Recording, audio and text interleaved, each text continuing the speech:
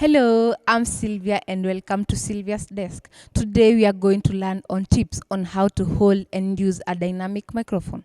As a user, you should be comfortable on how you position your dynamic microphone. If it's possible, you can handheld your dynamic microphone or use a tripod so that you may be comfortable. There are some tips you can use when using a dynamic microphone. You can handheld your microphone below your mouth. Point your microphone below or side of your mouth so as to be comfortable. Do not put your microphone directly or in front of your mouth. This may cause distortion of your sound. As a user of microphone, it is advisable to keep your microphone 1 or 3 inches from your mouth. If you're comfortable with the position of your mic, it's good to check on the audibility of your sound. So thank you and welcome for more videos on Sylvia's Desk.